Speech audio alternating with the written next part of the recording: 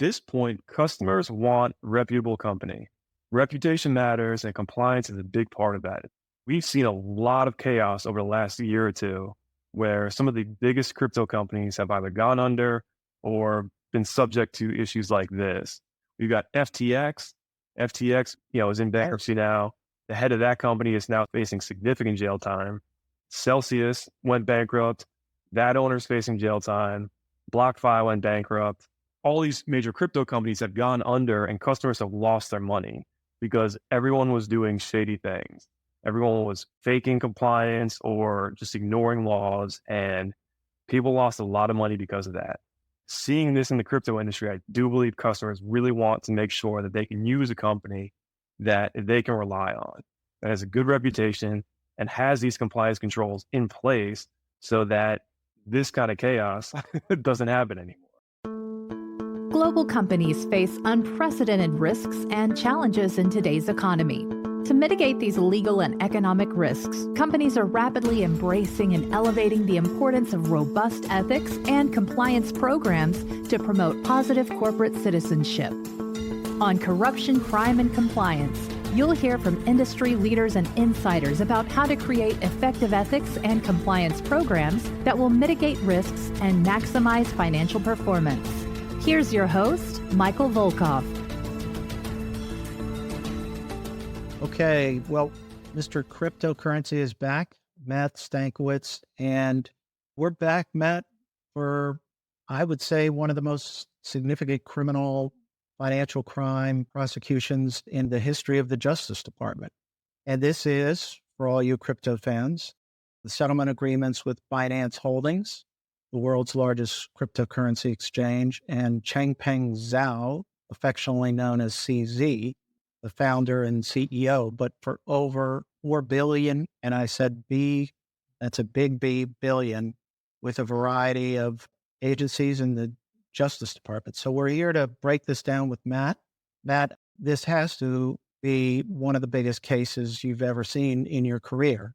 Yeah, obviously a massive case, huge implications for the cryptocurrency industry, but just in general, like we've put crypto aside, one of the biggest, like you mentioned, financial crimes that I remember, especially in terms of penalties and everything involved. The only one I can think of, it's more off the top of my head, was $8 billion for the French bank Paribas relating to Sudanese violations of the sanctions. The biggest FCPA violation case was about $2.3 billion, was Goldman Sachs in Malaysia. Right. But this is unreal in terms of the size and scope. And you have OFAC, FinCEN, CFTC, and DOJ at the heart of it. Break it down for us, but also you said right off the bat, there were huge implications here for the cryptocurrency industry. We want to make sure we cover that as well, but go ahead and sort of bring everybody up to speed in terms of what this enforcement action involved and how much money we're talking about. Yeah, so Binance is facing a total penalty of $4.3 billion, just over 4.3. About 2.5 billion of that is forfeiture and 1.8 billion is a criminal fine. That's going to be split up between all the different agencies here. Like you mentioned, it's DOJ, it's OFAC. OFAC resolved 1.6 million violations of a variety of sanctions programs, and their fine amounted to just under $1 billion, about 900 some odd million dollars it was. FinCEN's consent order included a financial penalty of 3.4 billion. The CFTC had a separate penalty as well. As part of these agreements, the Binance main exchange is leaving the U.S. market. I believe they will maintain their Binance.US exchange, but the main exchange is now leaving the market. They will be required to have 2 compliance monitors, one through DOJ, which is a 3-year monitorship, and one through FinCEN, which is a 5-year monitorship. So they've got a lot of work ahead of them, plus all the related compliance improvements that are included in the agreement as well. You don't have any idea who the compliance monitors are yet, right? Not yet. From what I understand, it hasn't been decided yet. Part of the settlement was for each party to nominate 2 or 3 individuals that would serve as the monitor. So I think that process is still up in the air.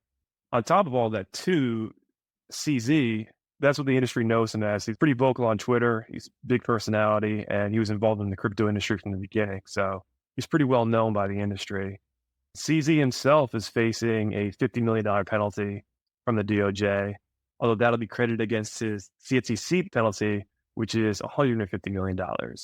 And on top of all that, he's actually still facing a prison sentence. So this settlement agreement did not even wipe that away, and he may face prison for up to 18 months.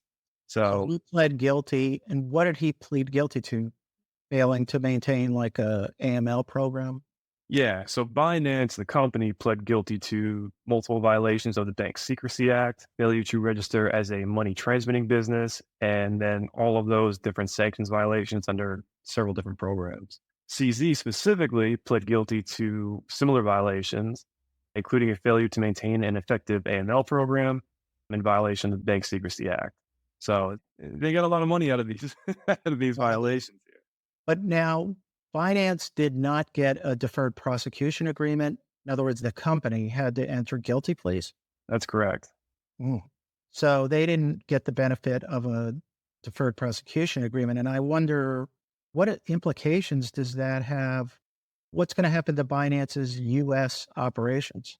As far as I understand, Binance.us, the U.S. exchange, will continue to operate. The main Binance exchange will no longer be allowed to operate in the U.S. That's really the centerpiece of a lot of these violations, is that Binance was knowingly serving U.S. customers without complying with U.S. laws. At some point, they wanted to put on some kind of just some window dressing to suggest that they were complying by setting up this U.S. exchange, but they still maintained all their high-value U.S. customers on their foreign exchange, which still never had any kind of compliance program to write home about.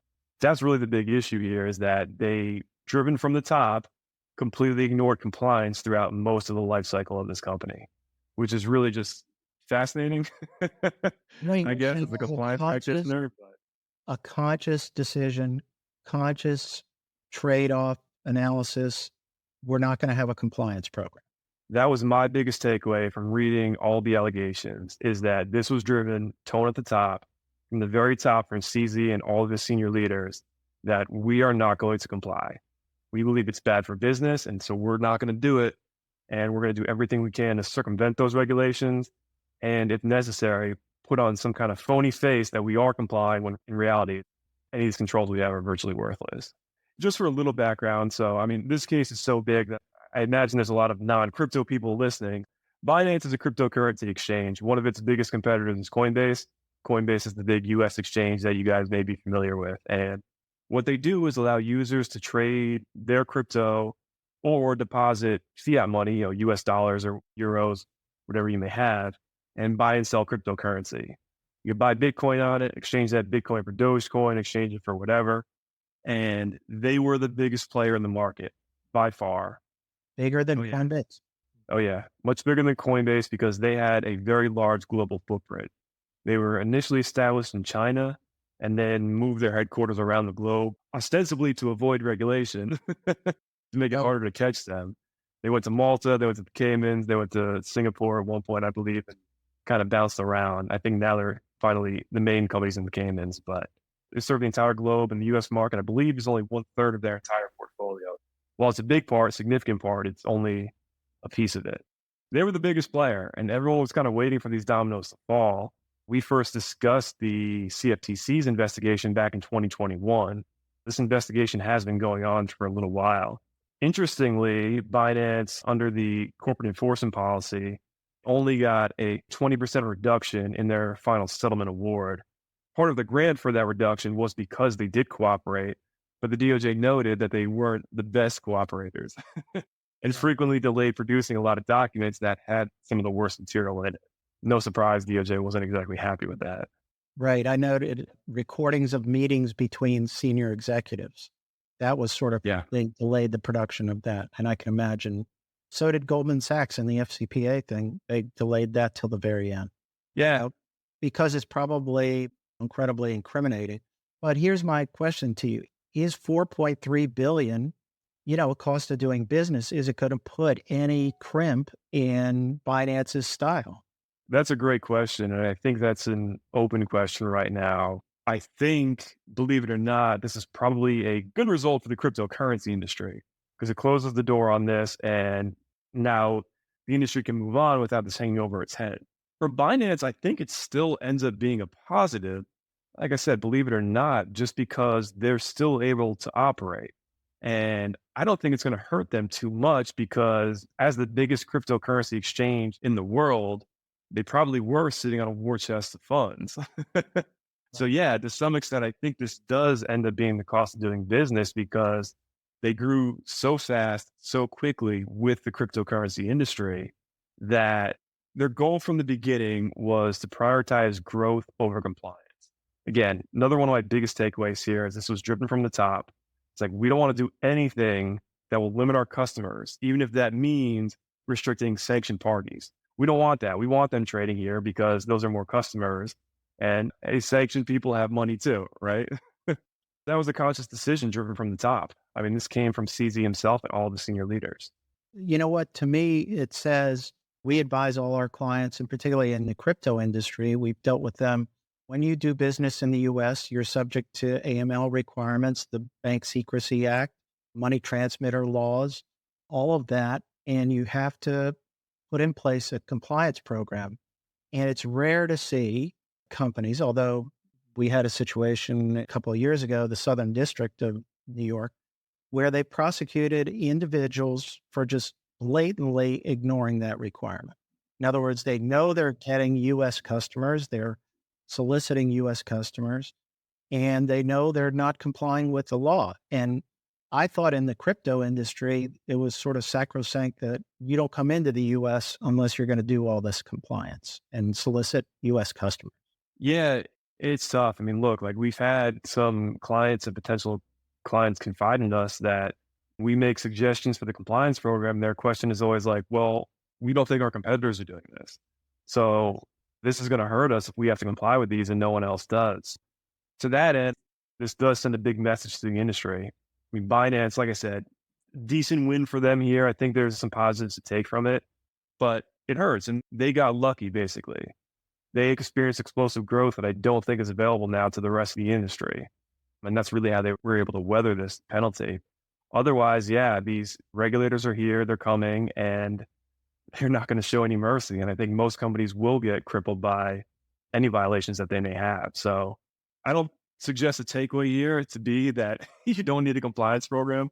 Believe me, I'm saying I explicitly espouse the opposite. But that said, I think it did end up working out for Binance in the end here. Well, now CZ is looking at, you said, what, 16-month prison sentence? Up to 18 months. And I'm sure DOJ will argue for the max to send the message. Frankly, I'm surprised at how low that is, given that other people who have failed to implement AML programs, be it for a bank, be it for cryptocurrency, I'm sure have faced more time. And particularly how blatant the conduct was. There's no question as to his intent. He knew about the requirements and he said, we're not going to comply with them. And as a strategy, I mean, that's what it is. Right. I think it's worth getting into some of these allegations here just to kind of set the table for everyone, because those settlement agreements and the criminal information was in depth. So I can't imagine anyone wants to wade through those, but I did. I enjoyed it. So, well, like I said, the carnage. What? Well, like I said, Binance prioritized growth over compliance right from the get-go.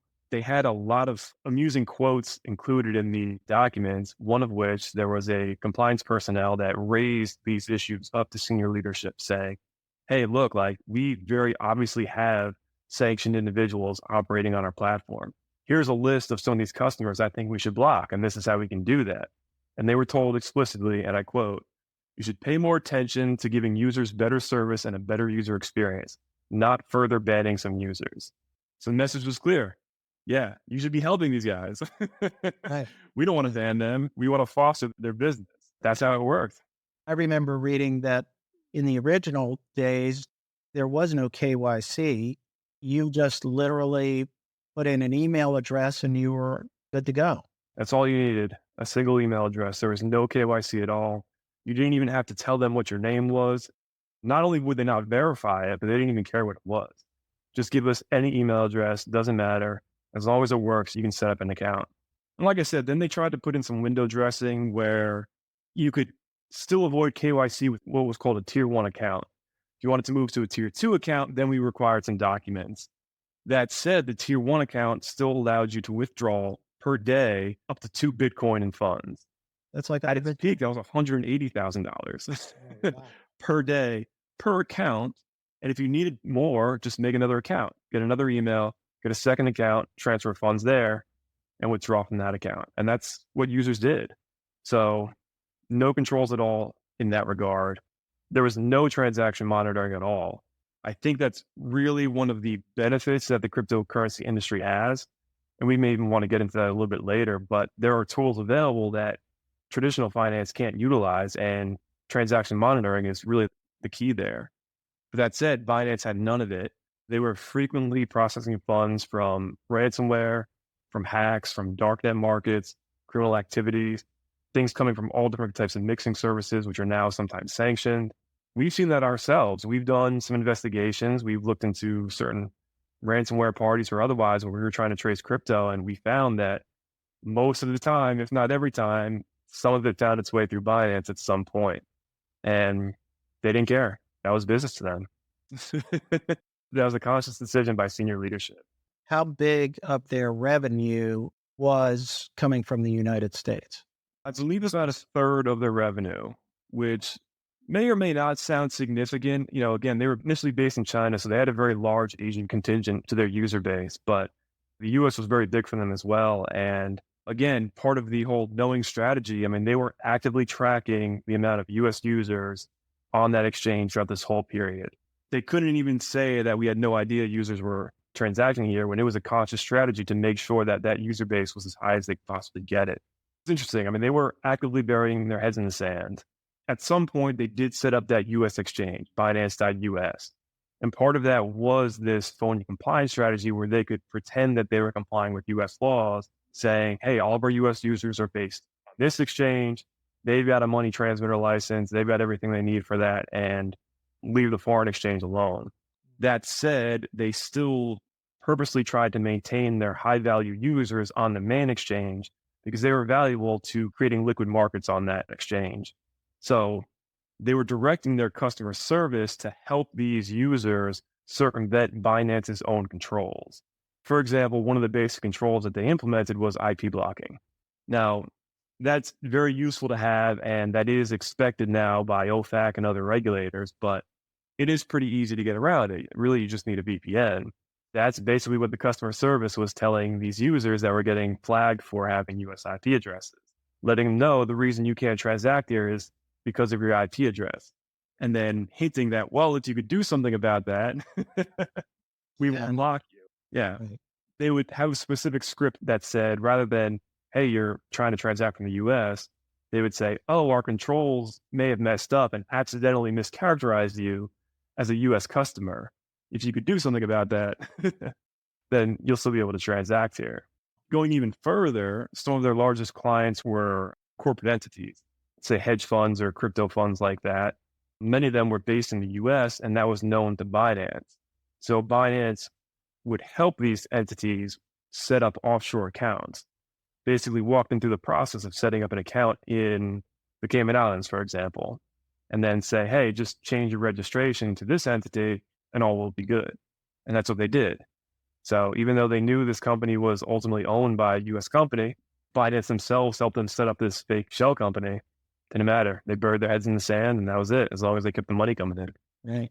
Now, you mentioned that they didn't do any transaction monitoring. So other than having IP blocking technology, they didn't do any sort of monitoring for suspicious patterns or anything like that in terms of nothing like that. Yeah, nothing like that. Did they have an IP block from the beginning, or it sounded like they were lawless from the beginning? And then they did not have it at the beginning. It was part of that window dressing campaign later on. Once they realized, like, hey, we're getting a little too big to be ignored now. Government's going to start looking at us. Let's put in some easily circumvented controls, and IP blocking was one of them at that point. That was around 2019 or 2020 or so. Taking a step back, You said that there's an important message here for the crypto industry. What do you think? I mean, besides, hey, if you are lawless, ignore it, then get punished, pay the cost of doing business, your CEO goes to jail for, let's say, 18 months or 16 months. What impact is this going to have on the crypto industry? Here's a big one. Binance is a big piece of this, but there's been other issues, obviously, as well. Yeah. At this point, customers want reputable company. Reputation matters, and compliance is a big part of that. We've seen a lot of chaos over the last year or two, where some of the biggest crypto companies have either gone under or been subject to issues like this. We've got FTX. FTX, is in bankruptcy now. The head of that company is now facing significant jail time. Celsius went bankrupt. That owner's facing jail time. BlockFi went bankrupt. All these major crypto companies have gone under, and customers have lost their money because everyone was doing shady things.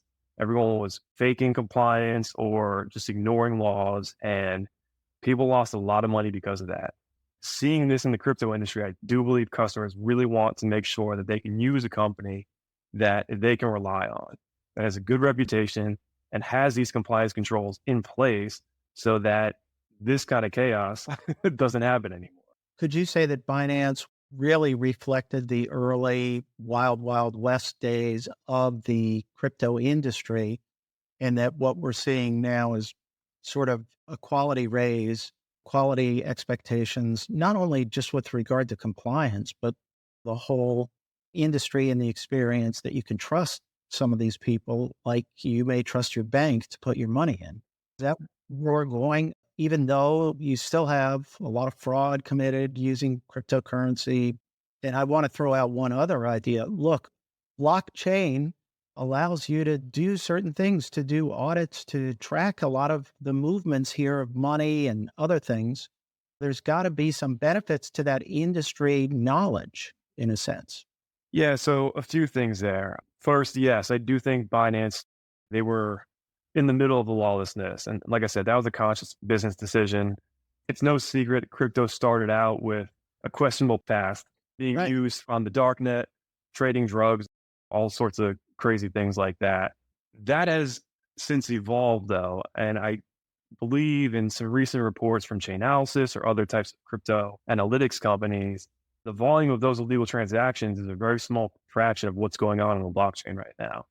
We are seeing much more use of it in traditional commerce, more or less, even to the point where a lot of major companies such as BlackRock, Fidelity, they're now filing for Bitcoin ETFs, and we'll probably see a few more of those types of financial products with other cryptocurrencies as well.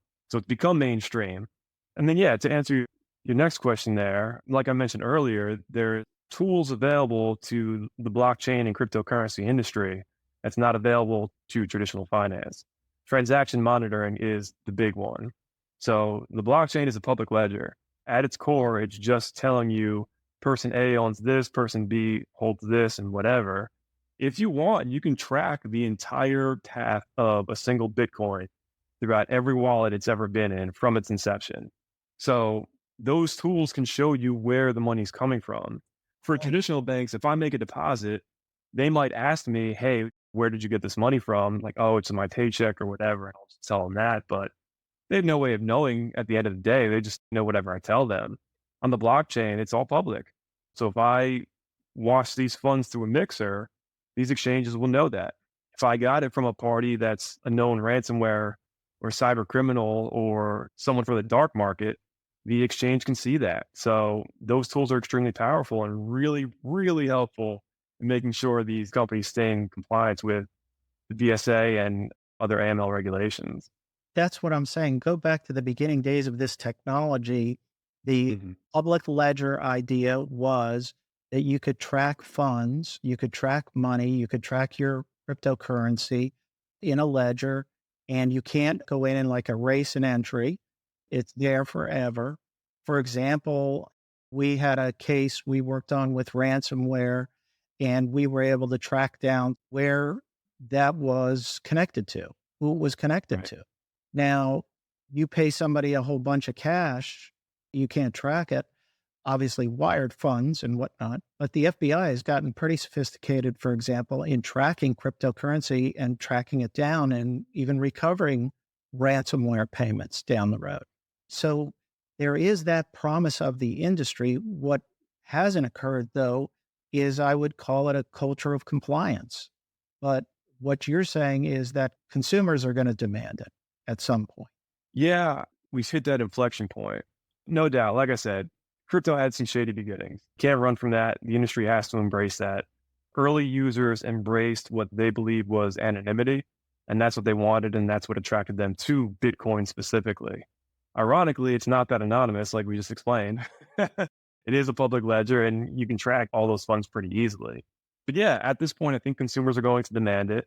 The contingent that wants that anonymity is much smaller than it previously was, and there's not many places for them to go anymore. We do see regulators cracking down on all sorts of exchanges that are doing shady things.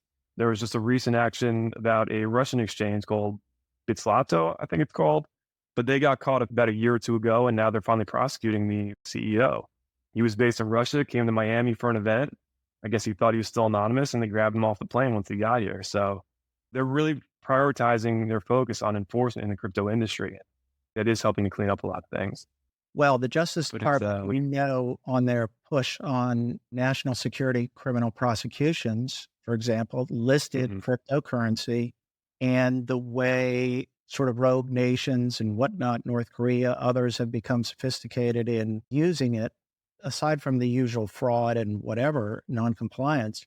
But there's a real reason for them to become even more adept at investigating it. And that's what I think ultimately is going to happen, is that we're going to see more sophisticated investigations here. But the thing that just makes no sense to me is that the concept of compliance here, these are not overwhelming compliance program mandates. To have an AML program and a KYC program means, yes, there may be a few customers that you can't deal with, and you may, quote unquote, lose money by not dealing with a sanctions entity, but you wouldn't have to go through what Binance is going through and get a hand slap at the worst for deficiencies in a program. But at least you're trying a good faith attempt to try to comply with an AML program. And you and I know that putting together one of those programs, it's not going to overwhelm the business. That's a really great point, because I do think a lot of companies think compliance is expensive, and it doesn't have to be. It's either expensive or obtrusive or some other issue with it that sometimes you need to drag these guys along kicking and screaming to get a good program in place, but that doesn't need to be the case. We always try here at the firm, and we really do pride ourselves on being a partner with the business. We do want to make sure that a compliance program can be built that fits into everyone's individual operations. And that's definitely possible. We saw one client once before. They did do their best to implement a KYC program, but it was very manual. They were using Excel spreadsheets. It was slow being the biggest issue, because customers were abandoning the exchange because they couldn't get KYC fast enough. We were able to help them put some automated tools in place where, okay, this process can be a day max, maybe. You can get a lot of these users onboarded.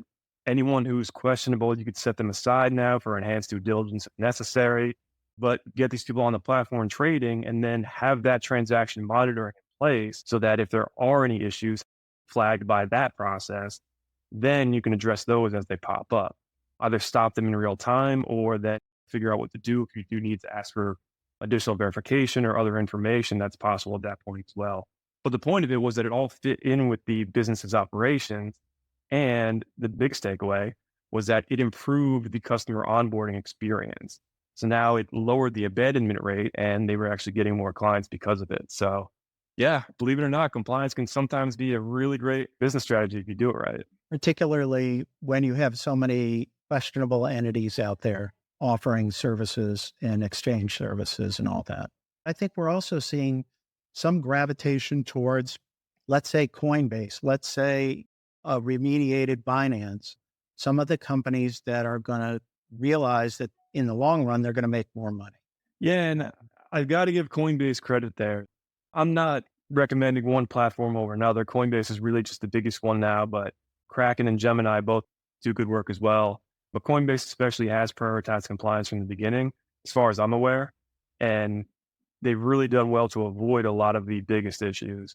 They're dealing with some securities issues now from the SEC, but it's more indicative of some of the ambiguous regulations from the SEC than it is from Coinbase's willful disobedience.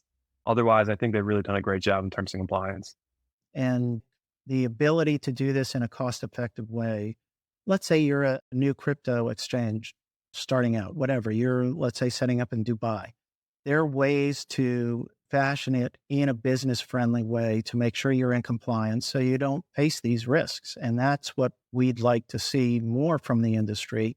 And I think eventually that's where it's going to turn to, because otherwise the industry will start to collapse. If you're going to be lawless, then that's where you Right. will be. Yeah, and look, compliance doesn't need to be hard in the beginning. The DOJ is not expecting a startup to have the same compliance program that a company like Coinbase or like Apple or Amazon has. There's different levels to that. And if you do it right, you can build a strong foundational program that doesn't break the bank, and that doesn't impact business, that then is able to grow with the operations and scale with everything as the company begins to take off. If you do it right and you do it from the beginning, it is really effective in the long run. Yeah. Well, Matt, thanks. Interesting discussion. Always good to talk to you and catch up on crypto. People want to get in touch with you. The best way to reach you is? You can always email me, mstankiewicz@volkovlaw.com. I always include my email address in all my crypto posts, which I expect to do more of because it does seem like the market is starting to come back. You may be on the verge of a new bull run, so this is not financial advice, but Yeah. I will be doing more. Bitcoin up to now? What's Bitcoin up to now? Is it up to 60? I think No, not that much, but I think it's at 44,000 right now, just past 44,000 today. Well, I think it's going to keep going up for a while. I do too. Not financial advice. Yeah. I know some people tune in hoping for recommendations, but I'm not going to make it on the podcast. No. We don't want to go that far. All right, Matt, thanks so much. And if you want to get in touch with Matt, talk about compliance, AML requirements, what are the specific requirements, how you do KYC and do it in a business-friendly way, just reach out to Matt. And thanks again, Matt. It's always good to catch up with you. Always a pleasure. Thanks, Mike.